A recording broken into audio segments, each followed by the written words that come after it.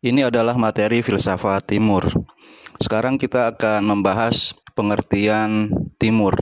Menurut kamus, timur artinya arah mata angin tempat matahari terbit, lawan barat tempat matahari terbenam. Bisa diderivasi menjadi kata isyrok dan masyrik. Dalam filsafat Islam kita mengenal falsafatul isyroknya Suhrawardi dan mantik al-masyrikiyinnya Ibnu Sina. Dalam bahasa Inggris, di Orient artinya Asia Timur dan Oriental artinya orang timur atau Asia. East itu sama dengan Asyarq dan Al-Masyriq.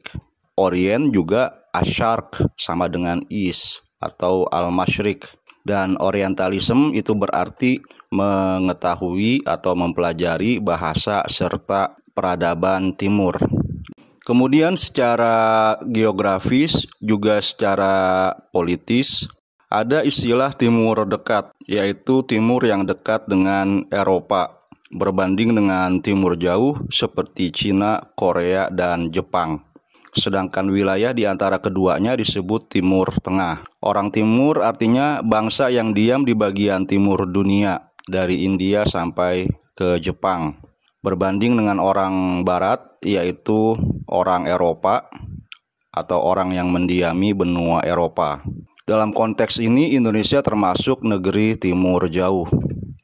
Mempelajari timur itu sangat penting. Mendiskusikan filsafat, sejarah, kebudayaan atau peradaban timur bukanlah hura-hura intelektual yang dikerjakan segelintir orang yang super penasaran.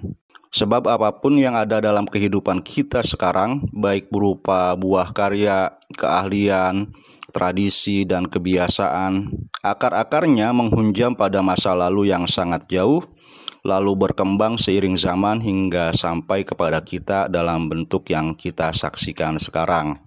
Bangsa-bangsa Barat, misalnya Perancis dan Inggris, sangat memperhatikan dan mendorong kajian peradaban-peradaban kuno sebagai warisan umat manusia.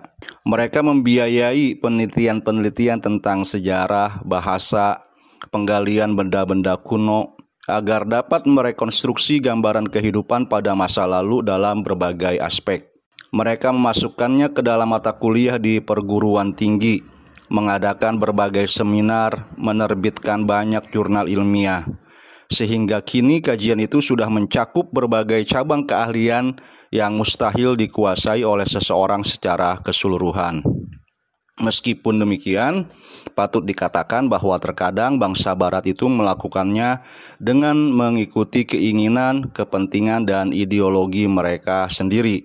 Sementara itu, bangsa-bangsa Timur sendiri terlambat dalam memperhatikan kajian tentang sejarah, peradaban, dan kebudayaan mereka. Mesir baru mulai mempelajari ilmu prahistoris pada abad 19 berkat jasa ilmuwan Inggris, Perancis, Jerman, Hongaria, terutama Flinders Petrie dan Jacques de Morgan yang menemukan kebudayaan Nikodah Mesir pada tahun 1895 dan 1897. Kita orang Indonesia mengetahui bahwa Pithecanthropus erectus, fosil tertua makhluk yang menyerupai manusia modern yang telah ditemukan, itu dikenal di dunia sebagai manusia Jawa, Homo javanensis, yang ditemukan oleh Du Bois di Trinil, Jawa Tengah pada 1891 dan kini masih tersimpan di Museum Taylor di kota Haarlem, Belanda. Boleh jadi seharusnya hal ini mendorong kita untuk mempelajari sejarah kuno, karena boleh jadi leluhur kita telah memiliki peradaban dan kebudayaan. Mereka sering disebut hidup pada masa prahistoris. Istilah pra atau sebelum dan setelah lawannya, sejarah ini salah dan tidak mengenakan bagi kita sendiri, yaitu orang Timur. Kajian tentang manusia prahistoris ya sebenarnya adalah kajian historis juga. Jika kita ingin menekankan bahwa mengenal tulisan adalah peristiwa yang sangat penting dalam sejarah manusia, sebaiknya kita menyebutnya masa sebelum dan setelah mengenal tulisan, atau masa dokumen tertulis, masa kodifikasi. Terkadang para ahli memang memperiodisasi sejarah berdasarkan materi yang digunakan manusia untuk membuat peralatan seperti zaman batu, zaman tembaga,